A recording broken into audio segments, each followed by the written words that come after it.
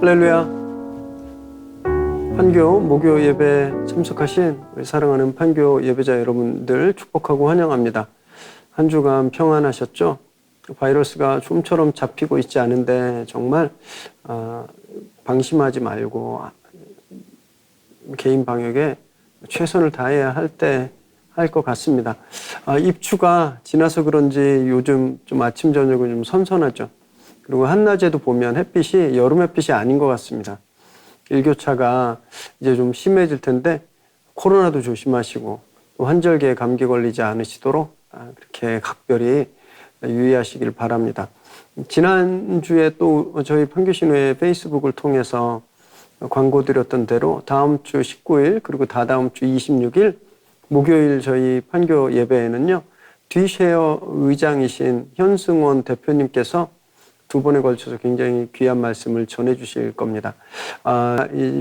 좀 들어보니까 원래 9월부터 가피풀에서 신우회를 위해 직장인을 위한 예배 시리즈가 계획되어 있다고 해요. 그런데 저희에게 판교 신우회에 그보다 좀 먼저 말씀을 전해 주시게 되었다고 그래서 저희도 참 감사합니다. 날짜 19일, 26일 꼭 기억하시고 판교신후의 유튜브 채널 구독해 주세요. 그리고 알림 설정하시고 주변 분들에게 좀 많이 알려주셔서 그날 정말 귀한 도전, 아주 좋은 시간 저희들 다 보내게 되시길 바랍니다. 네, 함께 찬양하시겠습니다. 수많은 무리들 주주여 눈을 보기 위해 따르네 영원한 목숨이신 그분 앞에 오는 무릎이 도로 경배하네 모든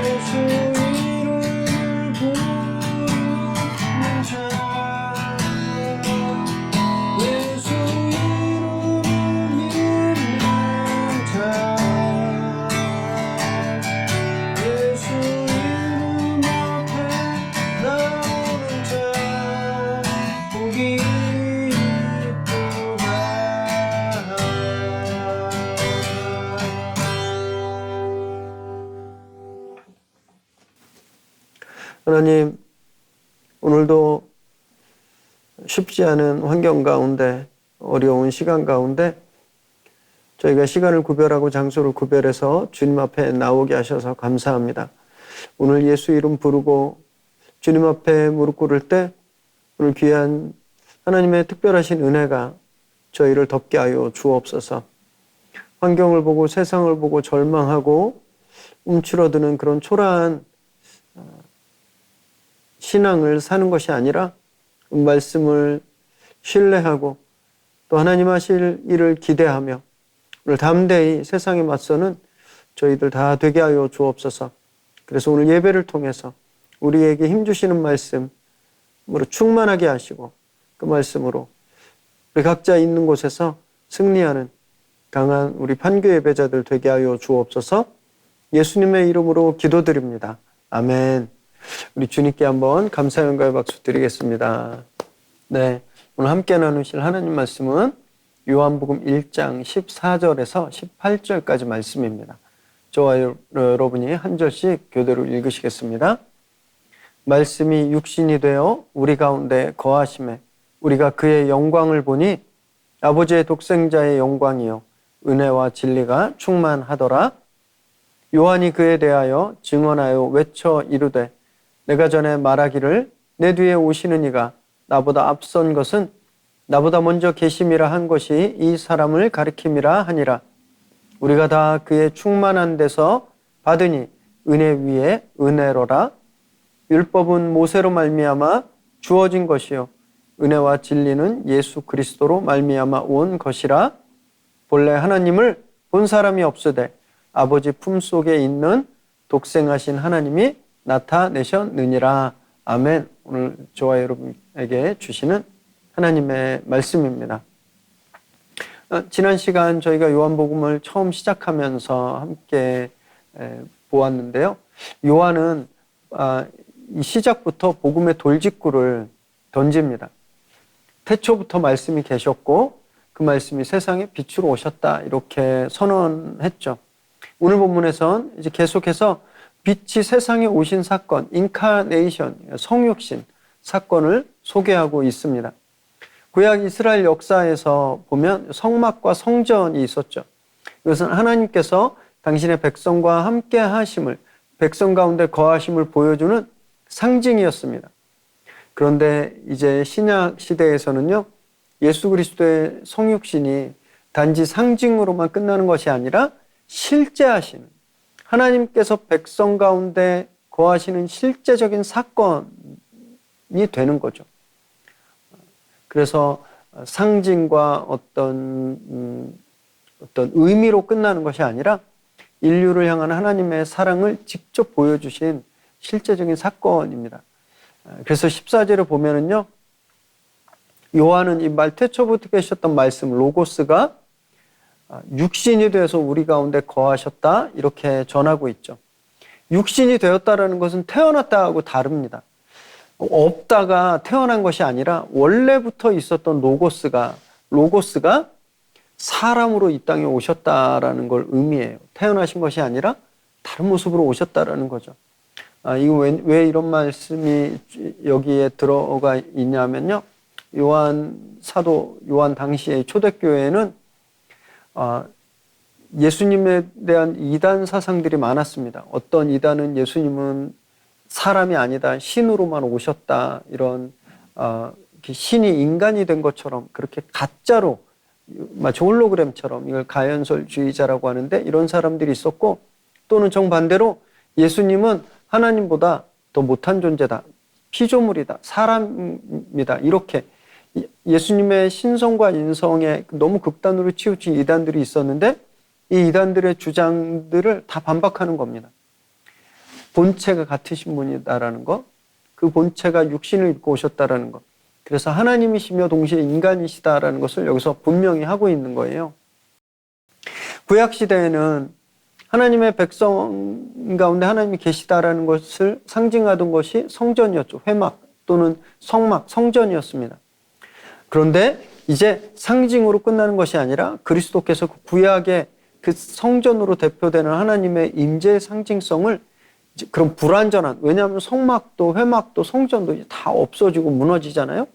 그런데 영원히 무너지지 않은 그런 성전으로, 완성된 성전으로 이 땅에 인간의 몸을 입고 오셨다. 이것이 성육신 사건이다라고 말합니다. 그래서 요한은요, 그분의 오심이 그래서 아버지 독생자의 영광이라고 말하는 겁니다. 옛날에는 영광이 성막 안에 성전 안에만 갇혀 있었는데 이제 그 영광이 리빌 된 거예요. 익스포즈 된 거죠. 이게 봉인이 풀린 겁니다. 오심으로 그 영광이 다 드러낸 거예요. 또 여기서 은혜와 진리라는 말이 나오는데 은혜와 진리는 구약에서 하나님의 성품을 표현하는 단어였습니다.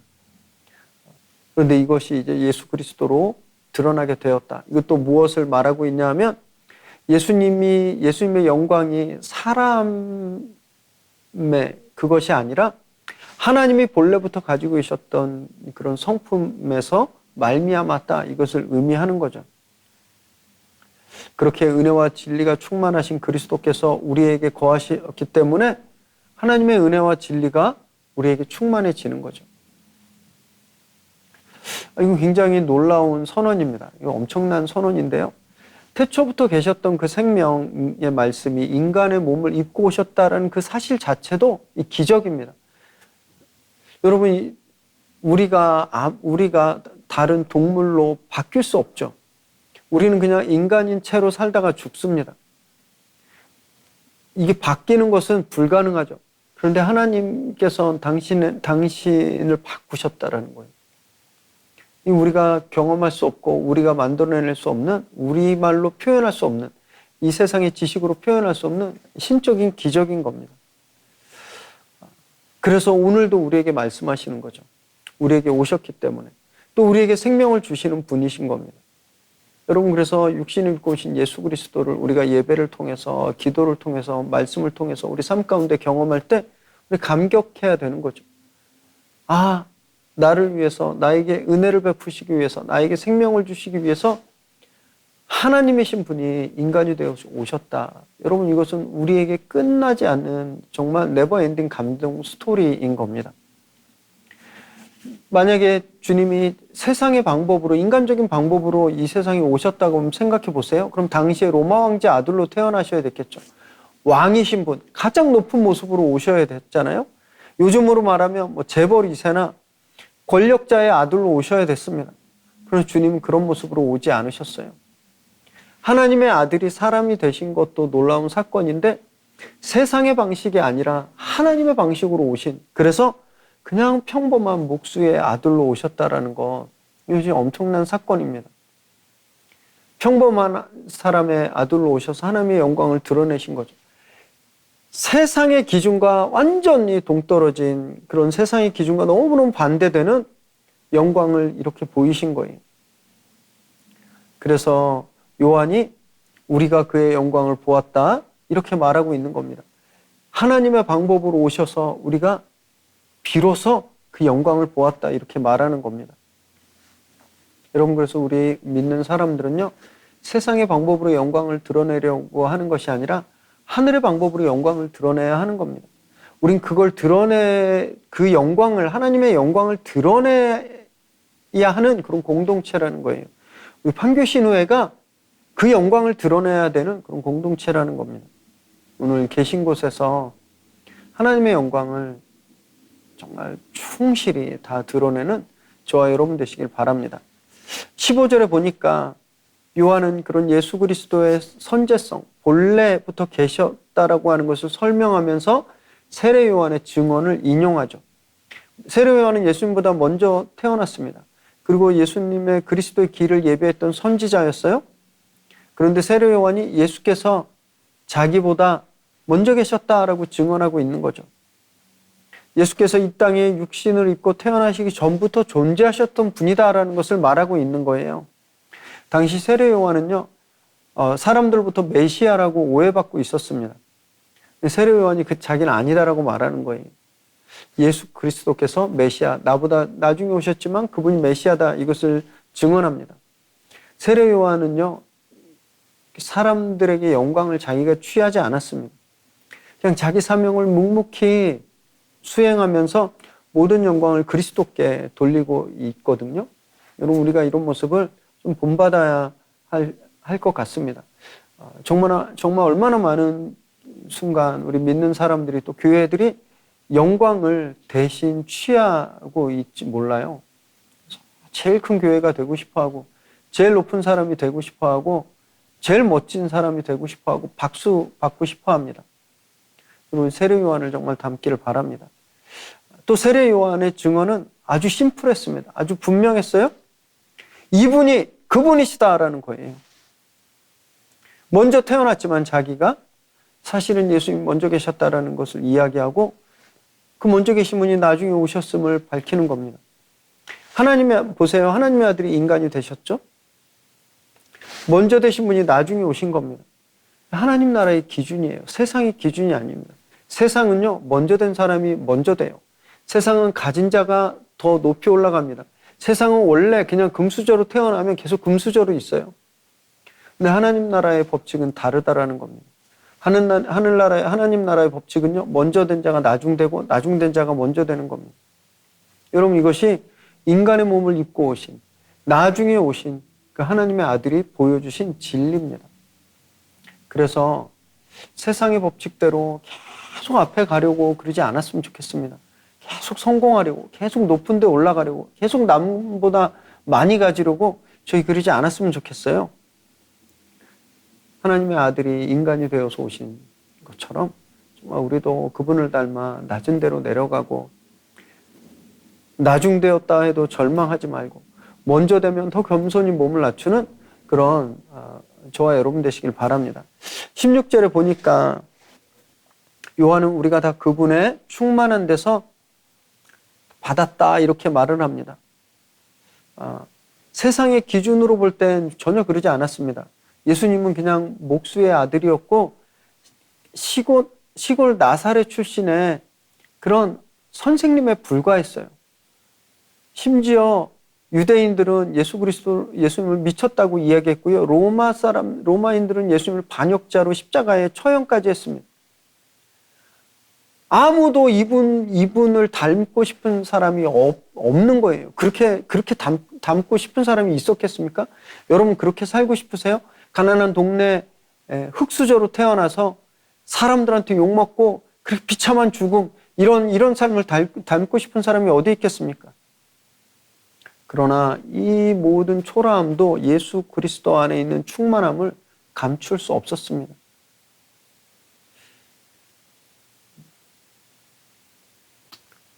여러분, 이런 예수님을 정말 주인으로 삼았다면 세상에 구걸하지 않는 그런 삶을 사시길 바랍니다. 사람에게 구하지 마세요. 하나님께 구하십시오. 세상의 눈으로 볼 때 정말 초라하고 어떨 땐 망한 것 같고 정말 약해 보이지만 여러분, 하나님은 그 약함을 들어서 세상의 높은 사람들을 다 창피하게 만드시는 분입니다. 오늘 세상의 은혜가 아니라 이런 하나님의 은혜로 살아가시기를 정말 주님의 이름으로 축원합니다. 17절에 보니까 요한은 이제 율법과 예수님을 비교하고 있어요. 모세를 통해 주어진 구약의 율법은요, 광야에서는 이스라엘의 길잡이가 되었습니다. 하지만 율법은 단 한 명도 사람을 살려본 적이 없어요. 율법은 죄만 진단할 뿐입니다. 무엇이 죄인지 그걸 드러낼 뿐이에요. 하지만 죄를 해결할 수는 없습니다. 그러니까 사람은요, 우리는 그 누구도 율법을 지켜서 구원받을 수 없다라는 거예요. 하지만 이제 예수 그리스도께서 오셨죠. 그분은 우리를 구원하시는 분이십니다. 은혜와 진리로 구원하시는 거죠. 그래서 앞절 16절에서 은혜 위에 은혜라고 있는 구절에서 이 위에라는 단어는요, 대신에라는 뜻도 있습니다. 그러니까 모세로 인한 은혜 대신에 그리스도로 인한 은혜가 이제 베풀어졌다라는 것을 뜻하는 거예요.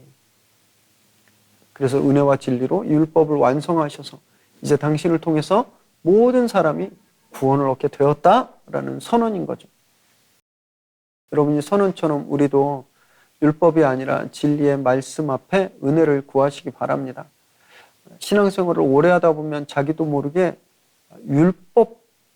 율법주의자처럼 돼요. 자기도 모르게 남을 정죄하고 내가 가지고 있는 믿음, 내가 가지고 있는 생각, 내가 해왔던 교회 예배 방식, 교회 습관들이 그게 율법이 돼서 다른 사람들을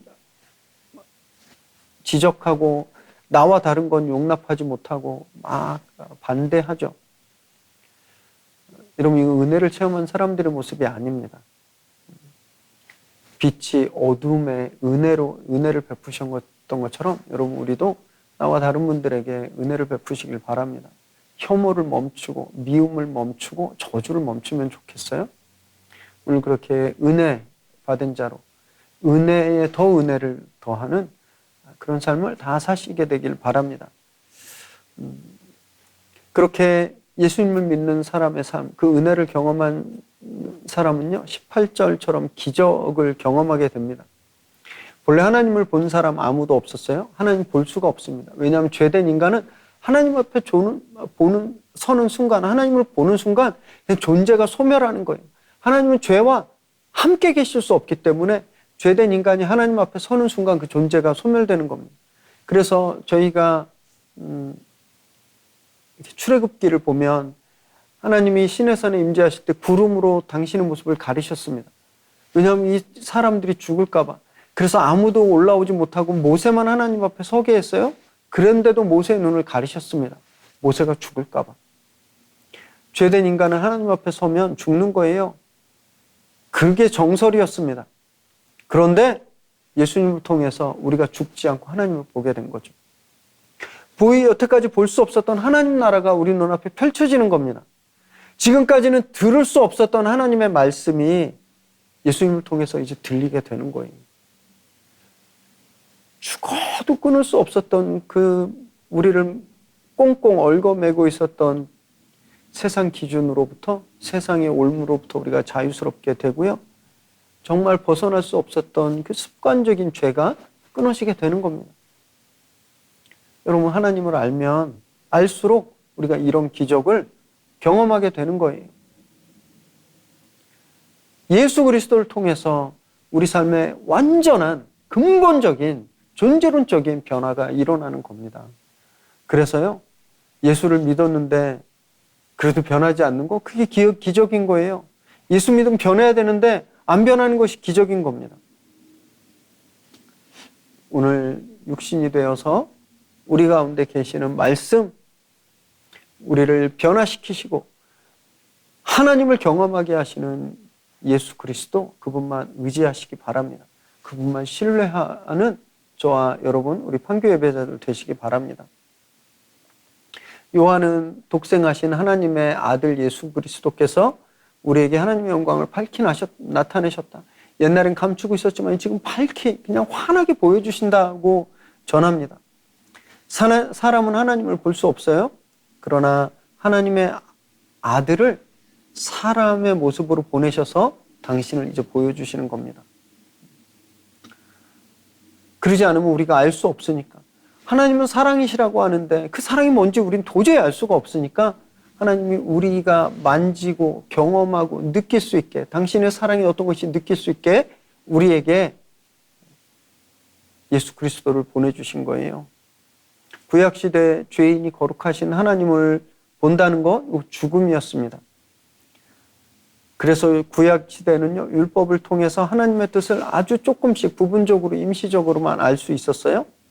그러나 이제 하나님이 예수 그리스도를 사람의 몸으로 보내주셔서 우리에게 아주 분명하고 명확하게 하나님을 알 수 있는 은혜를 베풀어 주셨죠. 이것이 신약시대 우리가 갖는, 믿음의 사람들이 갖는 특권입니다. 하나님의 형상으로 지음받은 사람들이 이제 죽음에서 해방되고 하나님이 창조하셨던 그 본연의 그 가치와 모습을 회복하게 되기를 원하시는 하나님의 은혜인 거죠. 저와 여러분이 그런 은혜와 특권을 가지고 있는 겁니다. 그럼 그 특권을 날마다 누리시기 바라요. 하나님을 대면하는 특권, 하나님의 얼굴을 보는 특권, 하나님 말씀을 듣는 특권을 날마다 누리십시오. 일주일에 한 번 교회 가서만 간신히 누리는 것이 아니라 요새는 또 비대면 예배라 예배 드릴 때도 얼마나 주의력이 흐트러지고 예배 마음이 얼마나 많이 흐트러졌는지 모릅니다. 여러분 그렇게 우리의 특권을 값어치 없게 여기지 마시고 매일매일 적극적으로 누리시기 바라요. 매일매일 말씀 보십시오. 매일매일 기도하세요. 매일매일 여러분 일터에서 정말 말씀에 순종하며 살려고 노력하십시오. 우리에게 은혜로 주어진 특권을 정말 맥시멈으로 최대치로 사용하는 저와 여러분 되시기 바랍니다. 성육신은 예수님께서 낮아지신 사건입니다. 그래서 동시에 죄인이 하나님의 자녀로 높아진 사건이죠. 예수님께서 우리를 하나님의 자녀의 반열로 그렇게 높이 올리시기 위해서 스스로 낮아지신 겁니다. 낮아지셔서 높아진 사건, 이게 성육신이에요. 여러분 그런데도 우리는요 얼마나 막 높아지려고 애쓰는지 모릅니다. 더 가지려고, 더 칭찬받으려고, 더 주목받으려고, 더 높은 데 올라가려고 아둥바둥 그렇게 살고 있죠. 여러분 가장 높으셨던 분이 가장 낮아지셨을 때 이 역사에 그 누구도 이룰 수 없는 놀라운 기적이 일어났잖아요. 사람들이 죽음에서 생명으로 옮겨진 겁니다. 더 이상 낮아질 수 없는 십자가에서 이거보다 높을 수 없는 영광스러운 생명이 탄생했습니다. 이것이 하나님께서 성육신 사건으로 베푸신 역전인 거죠. 이 기적입니다. 여러분 그래서 높아지려고 하지 마시고요. 낮아지려고 하십시오. 예수 그리스도께서 하셨던 것처럼 여러분들 삶의 현장에 성육신하려고 노력하세요. 낮아지고 또 낮아지려고 몸부림치시기 바랍니다. 여러분 그래야 그때 거기에 놀라운 기적이 베풀어지게 되는 거죠. 그렇게 계신 곳에서 예수님의 희생과 겸손, 그 사랑을 본받아 늘 낮아지는 저와 여러분 되시기 바랍니다. 그래서 하나님께서 우리의 낮아짐을 통해서 우리 이웃을 높이고 우리 문제들을 해결해 주시고 당신의 영광을 우리 일하는 곳에서 우리 가정에서 그렇게 충만히 드러나게 되시기를 바랍니다. 늘 주님 닮아 겸손한 삶을 살아가는 그래서 하나님의 역전의 은혜를 늘 체험하는 저와 여러분 되시기를 주님의 이름으로 축원합니다. 기도하겠습니다. 하나님,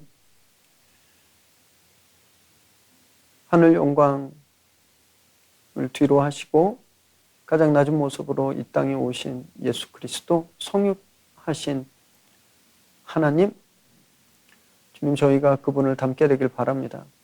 예수 그리스도께서 인간의 몸으로 오셔서 가장 낮은 곳에서 죽으셔서 모든 인류가 새 생명을 얻고 회복되었습니다. 주님 이 성육신의 기적이 오늘 우리 삶 가운데 베풀어지길 원합니다. 저희도 예수 그리스도를 닮아 낮아지고 겸손하게 하시고 나를 부인할 때 오늘 우리 있는 곳에서 정말 하나님의 영광이 크게 임하는 기적이 베풀어지게 하여 주옵소서. 그래서 은혜로 말씀으로 날마다 살아가는 저희들 되게 하여 주옵소서.